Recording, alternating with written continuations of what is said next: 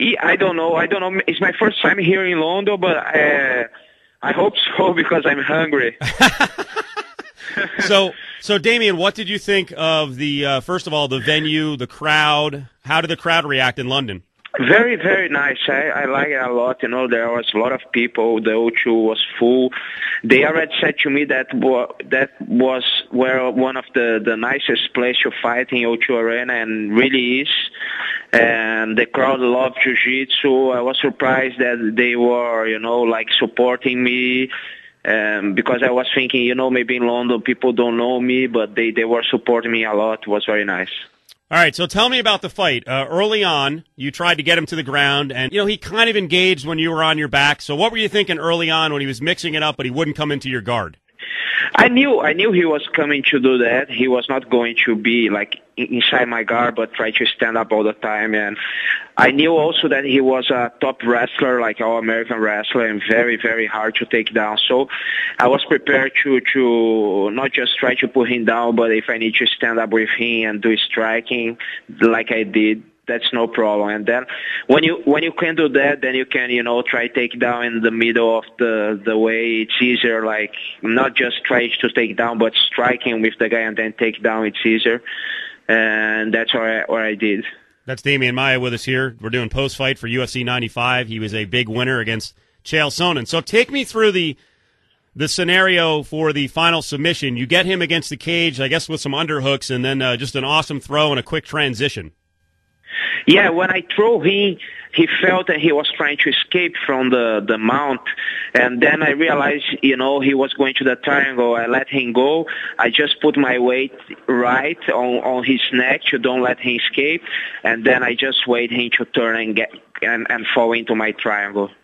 What is that throw called? The way you did it with was it with underhooks? What do you call that?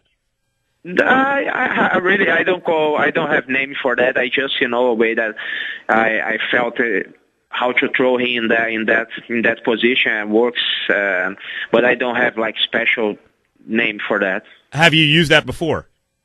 I should see the tape because normally I'm so concentrated during the fight that I can't, you know, remember well what I did. I just remember that I throw him down and I get the triangle and I exchange some punch to stand up. I remember I was on the bottom at one point, but I don't remember well how was the takedown. I should see the video and I didn't see it before make sure. Well, to the best of your recollection, what did you think of your stand-up? My stand-up has improved a lot since, you know, I started in this business. I felt pretty confident to stand up with him. I think that's no problem anymore. Of course, I have a long way to make it much better, but at least now I feel comfortable to stand with most of the guys. Now you're in Las Vegas full time, right, at Vanderlei's gym? Not full time. I live in Brazil, but I come to Vegas all the time. At least like 2 weeks before my fights, I come to Vegas. I start my camp in Brazil, but I finish in Vegas. So what do you concentrate most on in Vegas in terms of what do you work on the most? I work a lot of stand-up because I'm with Vanderlei. He helps me a lot. And I work a lot of conditioning with my coach, Rafael Alejara. He helps me a lot. And he not just do the conditioning, but he helps me to plan all the camps since Brazil till I get in Las Vegas. So he's very important for me. So it's like half for half. I do half of the camp in Brazil, a little bit more, and the final in Las Vegas. DEMIAN MAIA is with us here on our post-fight show, our Jewelers of Las Vegas post-fight show. So as you look ahead, do you want the title shot next? Do you need another fight before you get Anderson Silva?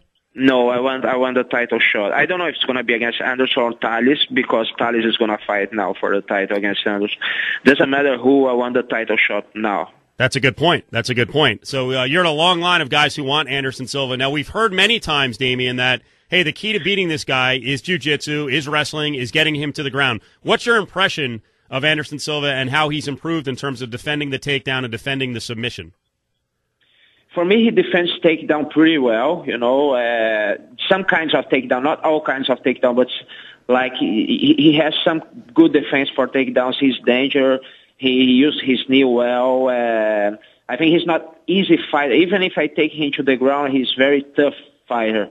It's also hard to take him to the ground. But even if you take, it's hard to fight against him because he's a good Brazilian Jiu-Jitsu fighter. You know, also. How do you feel you would fare with the stand-up? How scary is Anderson with the stand-up? I think the most scariest guy in the world to stand up in front of.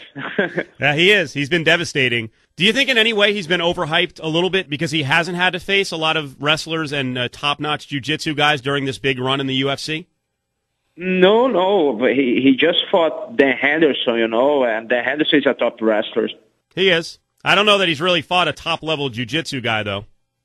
Yeah, top-level jiu-jitsu guy, no, I don't think so. Thales is going to be the first one. Yeah, I don't know. That's something that I want to see. So last thing to address, when we're talking to DEMIAN MAIA, we heard, I think it was Machida, say that he wasn't really comfortable fighting Thiago Silva as a fellow Brazilian. Does that matter to you? Is that something you have to kind of throw out the window because, hey, the title is the title? No, I think, I'm professional, and the title is the title also. I need to... If doesn't matter who is there, if it's a Brazilian, American, Canadian, Russian, European, if I want the title, I cannot have this kind of desire. I should go and fight anyone. Right. I was just doing my write-up for Yahoo Sports, and I made a reference to you as a guy who doesn't necessarily have to beat up the opponent to win, and that your jiu-jitsu is on a level that is kind of like Royce Gracie back in the day. Is that unfair? Is that too much? Am I overhyping you? Yeah, Royce, was, a guy who put he came first. He was the guy, and he was very, courageous guy to go there and fight everybody in that time. I think now it's just I'm different fighter than that time. It's different jiu-jitsu. Jiu-jitsu has been developed. But I think, there's another good guys. I think my jiu-jitsu works well for MMA. That's it. Yeah, I think what I was saying basically is that, the gap between maybe you and the rest of the field is kind of Royce Gracie-like, because Royce back in the day, no one knew what the hell they were doing and defending against Royce. And right now you're confusing a lot of people, so you're doing a good job. Yeah, thank you. Yeah, no, I understand. But the problem is, I think that people know what I'm doing now, but they just...